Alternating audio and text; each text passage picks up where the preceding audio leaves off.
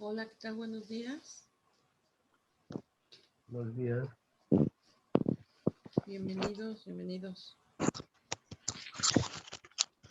Gracias, buen día.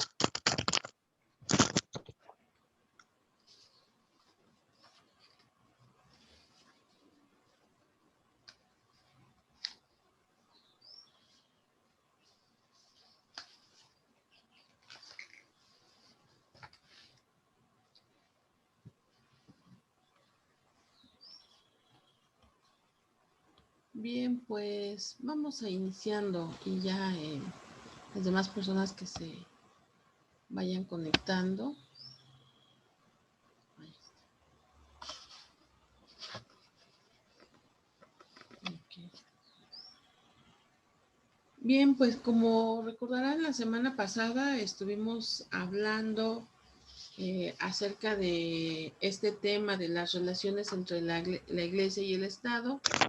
Señalamos que los precursores de esta idea de que ambas entidades, ambas instituciones estén separadas, al menos aquí en nuestro país y en esta segunda mitad del siglo XIX, pues va a pertenecer a los liberales, ¿no? Sin embargo, pues no es una idea que a ellos les haya surgido, sino que en realidad ya se venía generando, vamos a decirlo así, desde inclusive el siglo XVII, pero más específicamente en el siglo XVIII, allá precisamente en Francia, con todas estas ideas de la Ilustración. Entonces, obviamente, aquí en nuestro país, pues se va a retomar precisamente de aquellas ideologías europeas. El objetivo, pues básicamente era restar poder a la iglesia porque a lo largo de los años de la colonia, pues se había enriquecido de una o de otra manera, a pesar de que los reyes pues habían establecido o habían intentado, mejor dicho, establecer algunos mecanismos para evitar esta situación y bueno, pues finalmente no se va a lograr del todo. ¿Por qué? Porque cuando termina la independencia, pues finalmente son una institución muy fuerte, muy poderosa económicamente. Entonces termina la guerra de independencia, pasan algunos años y pues esta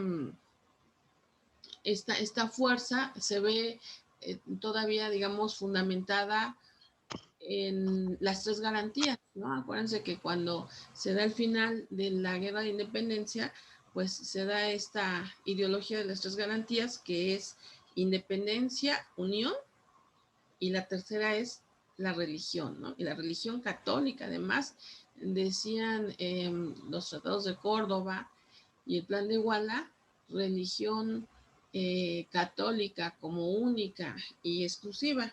Entonces, pues digamos, ese es de una manera muy general el panorama que hay en el país. Entonces, decíamos también la semana pasada, se va a dar esto que se conoce como la Revolución de Ayutla, en donde finalmente los conservadores van cediendo o se les va quitando esa importancia que también llegaron a tener para que sean los liberales los que van tomando las riendas del país y entonces van subiendo estas leyes de reforma. Cuando estamos hablando de leyes de reforma, estamos hablando de los inicios de estas ideologías. ¿Cuáles son? Bueno, por ejemplo, pues vamos a tener precisamente la ley Juárez. Aquí vemos, ¿verdad? Este inicio. La ley Juárez, que de 1855, que va a suprimir parte del fuero militar y el fuero eclesiástico. Esto es muy importante, ¿no? Acuérdense que fueros son privilegios. Entonces se va limitando el militar y se va eliminando el eclesiástico. Más adelante se va a subir a constitucional. pero ahorita pues nada más está allí en el rango de ley, ¿no?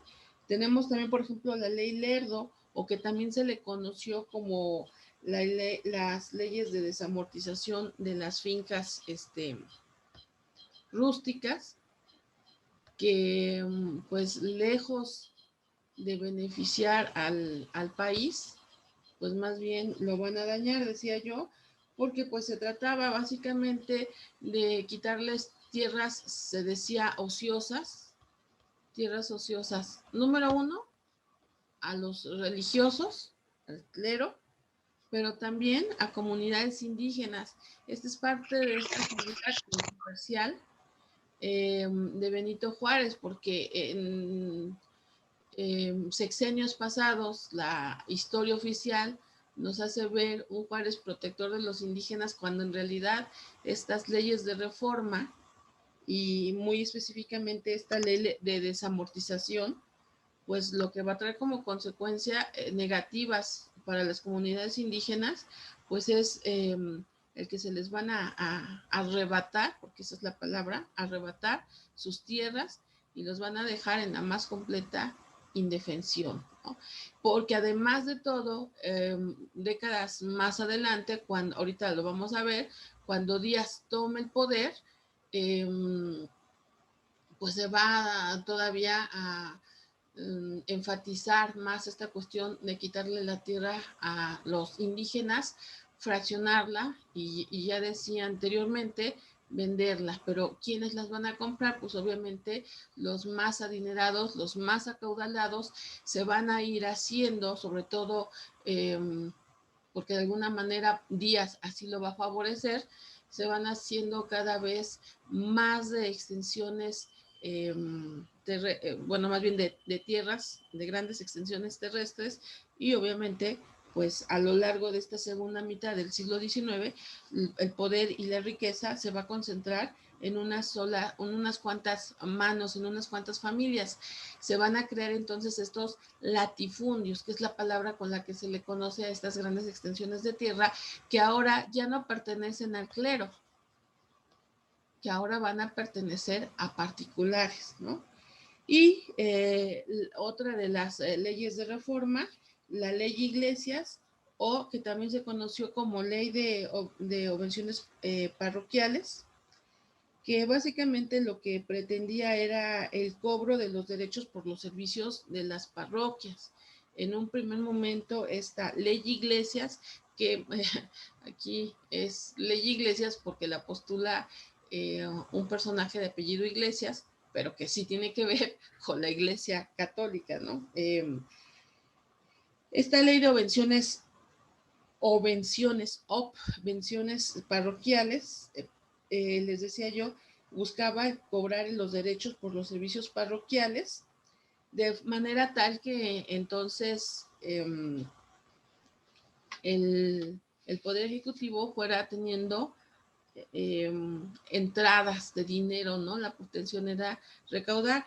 Después va a transformarse esta ley de obvenciones parroquiales. Bueno, pues se va a transformar, por ejemplo, en lo que es la ley orgánica del registro civil y se me está yendo la otra, la del matrimonio civil, que también manejábamos la semana pasada. Vamos a tener entonces lo que sería la ley de la nacionalización de los bienes del clero. Esta se va a dar un poquito después, se va a dar en 1859, que como el nombre de la misma ley está señalando, lo que va a suceder es que los bienes de la iglesia van a pasar a manos de la nación, va a empezar a administrarse por el gobierno. Y estos datos que les decía, la ley del matrimonio civil, que bueno, pues establece que los matrimonios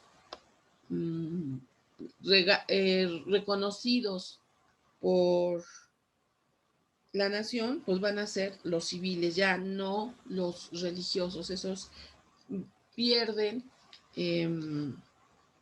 pues importancia, por así decirlo, solamente pues en el ámbito individual, ¿no? Y la ley orgánica del registro civil, esta también de 1859, que declara que los nacimientos y las defunciones deben de ser registradas ante un juez civil, y que, bueno, por lo tanto, entonces también van a ser las únicas reconocidas por la nación, por el gobierno, y se le va entonces reconocer pues esa personalidad jurídica a los individuos, ¿no? Entonces es muy importante. Y la otra que está muy de la mano, pues es la secularización de los cementerios, que básicamente es quitarle los cementerios a las iglesias, y que cuando una persona fallecía, pues tenía que ser enterrada en un cementerio civil. Esto también con el objetivo de que la nación tuviera más entradas, ¿sí? Que básicamente es esa la situación, ¿no? Tenemos algunas otras leyes, como la ley de exclaustración de monjas y frailes, exclaustración, es decir, salen de, pues ya no van a tener permiso de llevar vida parroquial. Sobre todo aquí también la cuestión de que esos edificios religiosos pasaran a ser pues también parte de la nación. Les decía la semana pasada, esto también va a traer cuestiones negativas porque, bueno, ahora se sabe y se han hecho análisis, se han hecho estudios que señalan que la iglesia, a final de cuentas, tenía como prioridad pues la atención de viudas, huérfanos, personas con trastornos mentales. Había manicomios administrados, bueno, así se les llamaba en aquel entonces, ahorita ya tienen otro nombre, pero en aquel entonces, pues acuérdense, eran los manicomios, los orfanatos, y les decía estas pensiones para viudas.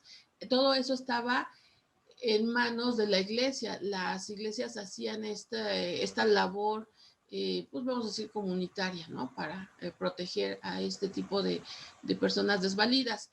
Cuando son nacionalizados todos estos terrenos, se empiezan a ocupar para cuestiones administrativas, y se deja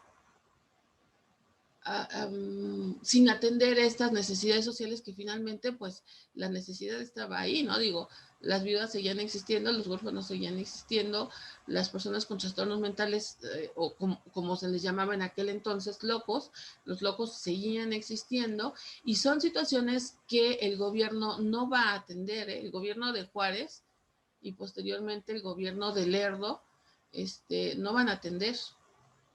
Entonces, ahí hay otra de las cuestiones negativas de estas leyes de reforma.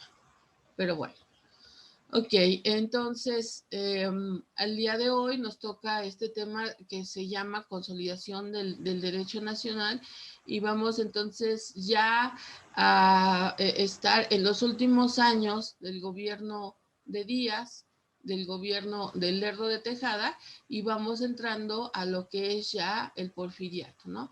Cómo esta constitución de 1857 se va afianzando, va tomando fuerza poco a poquito. También les decía la semana pasada lo difícil que resultó a los primeros liberales poner en práctica al 100% esta constitución de 1857, porque verdaderamente lesionaba mucho los intereses del clero. Y estamos hablando de un país que todavía en el siglo pasado, es decir, en el siglo XX, cuando se da, por ejemplo, la Guerra Cristera, pues vemos lo difícil que era para la ciudadanía, para el pueblo, vamos a dejarlo mejor así, lo difícil que era para el pueblo limitar sus creencias religiosas. Bueno, pues 80 años atrás, estoy hablando entonces de ya la década de 1850, pues era todavía más difícil, ¿no? Y entonces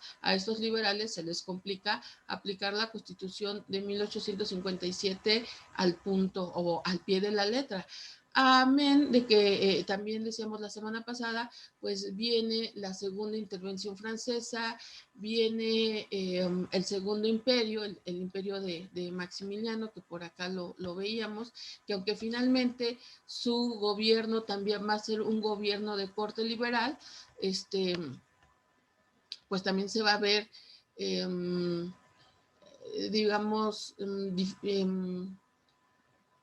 con dificultades para seguir, porque ¿a quién está poniendo Maximiliano al frente del país? Pues los conservadores. ¿Y qué es lo que quieren los conservadores? Pues derogar esa constitución de 1857, y cuando Maximiliano llega y la continúa, pues es una gran desilusión para los conservadores esta situación. Entonces también a Maximiliano se le hace complicado seguirla, pero si es por él, pues a él le parecía una constitución excelente. Este es un punto muy importante, ¿no? Porque muchas veces nos han vendido la cuestión de que el gobierno de Maximiliano pues fue un momento oscuro en la historia del país, y la verdad es que si nos atenemos a que los conservadores eran los que, voy a decir esto entre comillas, a que los conservadores eran los que estaban mal y los liberales estaban bien, pues entonces Maximiliano también estaba bien. Siempre lo he pensado, ¿no? El gran delito de Maximiliano pues era ser europeo, pero a final de cuentas se ceñía a las cuestiones de la Constitución de 1857 y a los ideales de Juárez, que por ahí no sé si ustedes sepan o recuerden, se habla de que Maximiliano le mandó una carta a Benito Juárez en donde lo invitaba pues como a cogobernar, ¿no? Claro, por supuesto Juárez dice, estás loco. Bueno, esto lo estoy diciendo yo con mis palabras, pero Juárez lo que señala es que él no va a cogobernar con un extranjero, digamos, usurpador, porque finalmente Juárez se sentía, bueno, no se sentía, Juárez era el presidente constitucional, es decir, era el presidente legal de acuerdo a esta constitución de 1857. Entonces, pues no se veía como gobernando, porque pues él era el mero mero, ¿no? Pero insisto, en cuanto a la ideología de la forma de gobernar, va a seguir estas leyes de reforma y esta constitución de 1857, ¿no? Pero bueno. Ok, entonces vamos a hablar de cómo se fue consolidando esta constitución de 1857, el juicio de amparo, que lo vamos a encontrar en esta y en la constitución posterior. Acuérdense que la constitución que va a suplir esta constitución de 1857 es la constitución de 1917, ya después de la revolución, y de alguna forma instancias de Venustiano Carranza, ¿no? Se sigue esta cuestión del juicio de amparo. Y bueno, cómo se va dando la organización fiscal y cómo se van haciendo ya algunas reformas en tiempo de días, porque esta constitución de 1857 deja muchas cosas sueltas en cuanto a la organización fiscal, ¿no? Pero bueno, entonces ya en el video que está grabado, que va a ser después de esta clase en Zoom, que pega directamente el sol. A ver, un poquito así, porque si no, no veo bien. Bien, acuérdense que la Constitución de 1857 convoca elecciones y el que decíamos llega a la presidencia, pues va a ser Ignacio Comonfort. Decide desconocer la Constitución y con esto se desconoce a sí mismo como presidente. La Constitución señala que en caso de que no haya presidente, el encargado de la Suprema Corte de Justicia sería quien debería de tomar las riendas de la nación. Es importante, aquí hay un punto que quiero mencionar. El libro dice que estaba la figura de la vicepresidencia. No, la Constitución de 1857 no señala un vicepresidente, pero sí señala qué sucede si no hay presidente, como sucedió. Y entonces dice que la autoridad del país va a recaer en el presidente de la Suprema Corte de Justicia. ¿Quién es ese sujeto? Benito Juárez, ¿no? Que por eso les decía, entonces, la primera vez que Juárez está frente al gobierno va a ser de una manera provisional. Se convoca, después de esta situación, se convoca elecciones y allí sí es en donde ya queda electo presidente. Esa es una cosa muy propia de nuestro país. Siempre que hay un levantamiento, siempre que hay una situación de este tipo, se convoca a elecciones, muy reglamentado el asunto, y casualmente quien es elegido presidente es la persona que está convocando a elecciones. No hay falla, esa es una regla en la historia de nuestro país, ¿no? Bueno, todos sabemos por qué sucede esa situación, pero bueno. Entonces, ese es un poquito el panorama que está en ese momento cuando se establece esta Constitución del 57. Les decía, los liberales siguen, no, más bien los conservadores siguen con esta cuestión de quitar a los liberales del poder, y entonces va a haber dos figuras importantes. Nos dice aquí, una de ellos es Félix María Zuluaga, y la otra es Miguel Miramón. Es el momento en donde el país tiene dos presidentes, Juárez por un lado, liberal, Zuluaga por otro lado, conservador. Después hay pleitos entre ellos mismos, entre los conservadores, dificultades entre Zuluaga y Miramón. Quitan a Zuluaga, ponen a Miramón. Está en pleno auge la guerra de los 3 años. Juárez tiene que migrar de la ciudad, la ciudad no está, o más bien la ciudad está tomada por conservadores, entonces no es un lugar seguro donde ejercer la presidencia, y se va replegando primero a Veracruz y luego se va replegando hacia el norte, cada vez más hacia el norte, hacia el norte, hacia el norte. Se da lo que se conoce como el plan de Tacubaya, que pues es un levantamiento en armas. Dicen que muy, muy sangriento por parte de los conservadores, pero si algo yo he aprendido de la historia es que la verdad hay que creer la mitad de lo que viene en los libros de historia, y no porque no crea yo que los conservadores hubieran sido capaces de cometer actos sangrientos contra la ciudadanía de la Ciudad de México, sino porque más bien habría que ver cuáles fueron los actos sangrientos que cometieron también los liberales.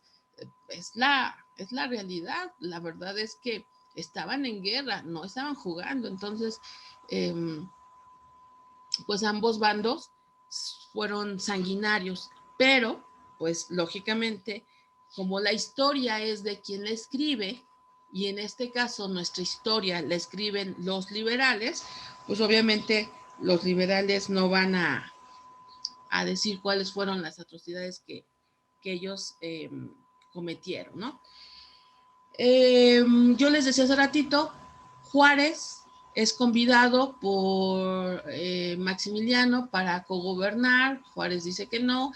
La verdad es que las tropas leales a Benito Juárez pues van a estar buscando en todo momento la forma de deshacerse del extranjero, Maximiliano de Habsburgo.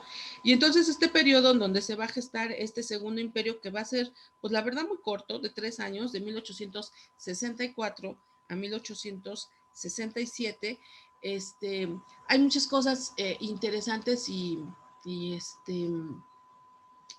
positivas que Maximiliano va a lograr en el país. Por ejemplo, traducir la Constitución y algunas leyes menores a lenguas indígenas. El desempeño de Carlota también es importante, crea escuelas para mujeres, sobre todo para mujeres desprotegidas, para indígenas. No, les decía yo hace ratito, no es tan, o más bien no es negativo, inclusive si lo vemos con ojos liberales, el gobierno de Maximiliano. La cuestión es que pues, era europeo, ¿no? Era austriaco, digamos que ese fue el delito, ¿no? Se le va a perseguir sobre todo por este sujeto que tengo aquí abajo, un Porfirio Díaz muy joven y muy leal a Benito Juárez. Estamos hablando de 1867, 1867, muy leal a Benito Juárez. Las tropas liberales están por ahí uniendo algunas estrategias para deshacerse de Maximiliano. Hay momentos muy propicios para que suceda esto, como por ejemplo el hecho de que Maximiliano cuando llega aquí, pues no llega descobijado. Maximiliano, esto hay que entenderlo para saber cómo es que le usurpa de alguna manera el poder a Benito Juárez. Cuando se dan unos tratados en Europa que se conocían como, se me fue el nombre, pero los tratados de la soledad, ya me acordé, los tratados de la soledad, allí se estipula que este europeo va a venir a gobernar las tierras mexicanas, se le hace creer, recuerden ustedes que efectivamente México lo quería, pero no llega aquí desnudo, sino que llega con tropas francesas, ya que Napoleón III es el que pacta con los conservadores esta situación de traer un príncipe europeo. Entonces llega con ejército francés, llega con ejército austriaco, pues obviamente su familia le da un ejército. Está casado con una princesa belga, la princesa Carlota Amalia, y por lo tanto llega también con tropas belgas y bueno, pues lógicamente las tropas conservadoras que aquí le conceden. Con el paso de los meses, acuérdense, les dije que nada más había estado 3 meses, con el paso de los meses, en Europa las cosas van a cambiar radicalmente. Napoleón III le va a declarar la guerra a Italia, que bueno, no existe Italia como tal, le declara la guerra a el Sacro Imperio Romano Alemán, que es lo que unos años después, en 1871, se va a convertir ya formalmente en Alemania, pero sobre todo le va a declarar la guerra también a Austria. Entonces, imagínense esta situación, franceses y austríacos se están enfrentando en una guerra y lo que va a suceder es que tanto los hermanos de Maximiliano mandan a sacar a los ejércitos austríacos de aquí del país y por supuesto que Napoleón III manda a sacar a los ejércitos franceses también porque los necesitan precisamente para que se enfrenten allá en Europa. Entonces ahí es donde se descobija a Maximiliano y pues se queda nada más con unos cuantos belgas por parte de su suegro y pues muy poquitos conservadores, porque pues ya también les decía yo, los conservadores están desencantados de su forma de gobierno. Es ese momento en donde precisamente Porfirio Díaz va a aprovechar y se va a enfrentar a las pocas tropas del emperador y se va a dar una batalla en algo que se conoce como precisamente la batalla del 2 de abril. Pasamos hace unos días la celebración de este acontecimiento. 2 de abril de 1867, en donde él va haciendo que estas tropas del emperador se vayan replegando cada vez más hacia el norte hasta que finalmente van a ser detenidos en Querétaro. Ahí se fusila al emperador, aquí lo vemos, y Porfirio Díaz refrenda su poder, bueno, no su poder, sino la fidelidad que le tiene a Juárez, ¿no? Sin embargo, durante todo este tiempo, el periodo de gobierno de Benito Juárez se acaba y Juárez, como la nación, él argumenta que está en una situación en donde no se pueden convocar a elecciones, pide facultades extraordinarias al Congreso y estas facultades extraordinarias implican, ¿qué creen? Que se quede él en el gobierno por más tiempo. Esto casi no se dice, casi nunca se habla del tiempo que Juárez estuvo en la presidencia. De una o de otra manera, aunque constitucionalmente fue un tiempo muy breve, la mayor parte del tiempo fue porque, pues, ¿qué creen? Que él modifica la constitución para poder prolongarse en el poder, ¿no? Esto es importante y esto lo manejo para entender cómo Díaz llega, pues precisamente también al poder.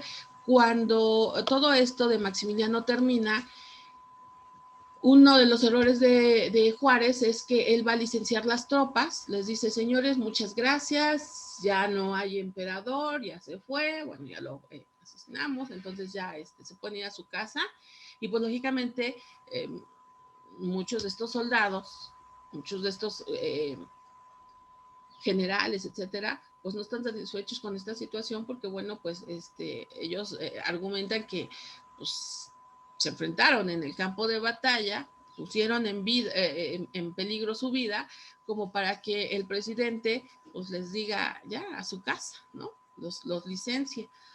Esta es una cosa que Díaz, bueno, además Díaz era el militar, Díaz era de estos militares, Díaz se da cuenta de esa situación, esa molestia que genera esa conducta de Juárez y lo va a aprender, después lo va a poner, él va a poner en práctica este aprendizaje. Bueno, se convoca nuevamente a elecciones, estamos ya por allá de 1870 y él, bueno, ambos, tanto Sebastián Lerdo de Tejada como Porfirio Díaz están molestos ante esta situación de que Juárez se vuelve a postular como presidente porque, bueno, ambos creen que ya les toca a ellos sentarse en la silla presidencial y Juárez no tiene para cuándo dejarla. Entonces, ¿quién de los tres, me refiero también en este caso Juárez, ¿quién de los tres tiene experiencia militar? Pues nada más y nada menos que este señor, ¿no? Porfirio Díaz.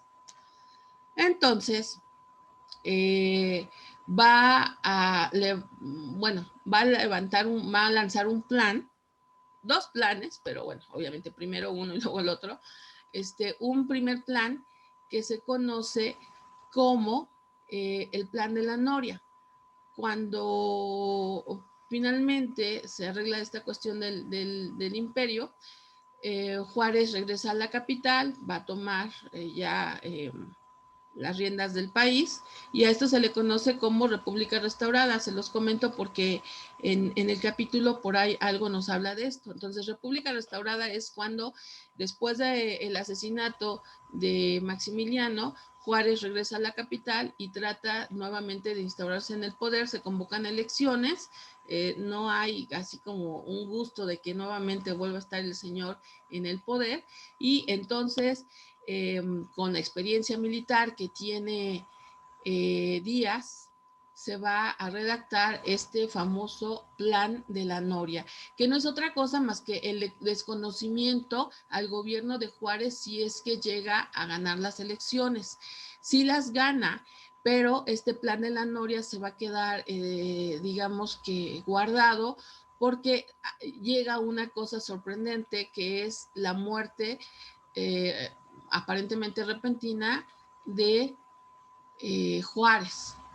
Siempre lo he pensado, sería bastante interesante que se hubiera podido, con las técnicas forenses que hay hoy en día, que se pudiera exhumar el cuerpo de Juárez para ver si verdaderamente murió por angina de pecho, que es lo que se dice, o fue envenenado o fue una situación así. Pero bueno, la historia oficial maneja que muere de angina de pecho y esto me encanta, la verdad, esto me encanta.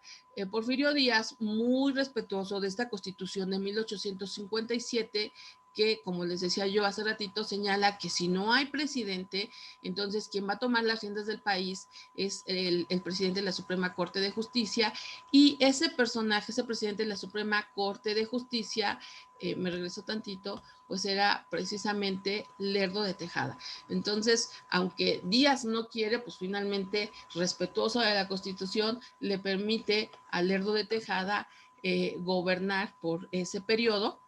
Obviamente va a ser un presidente provisional. Se convocan elecciones y, como les digo, ¿verdad?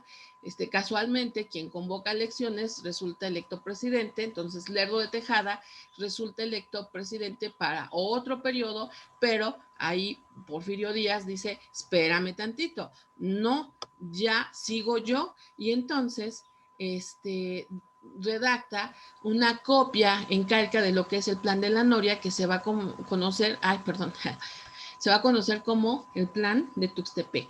Y el Plan de Tuxtepec, también no sé, bueno, sí hay algunas batallas, pero la verdad no muy importantes, porque finalmente, pues él es el que en todo el país es el que tiene más experiencia militar. Los demás militares que hay, de alguna manera, están a su favor, porque además Díaz ha demostrado en varias ocasiones ser un excelente militar. Entonces empieza a tener muchos seguidores. Y por lo tanto, en ese momento todavía hay algunos juaristas. Juárez ya murió, ya tiene varios años muerto, pero todavía tiene por ahí algunos adeptos, o al menos que se abanderan con sus ideologías.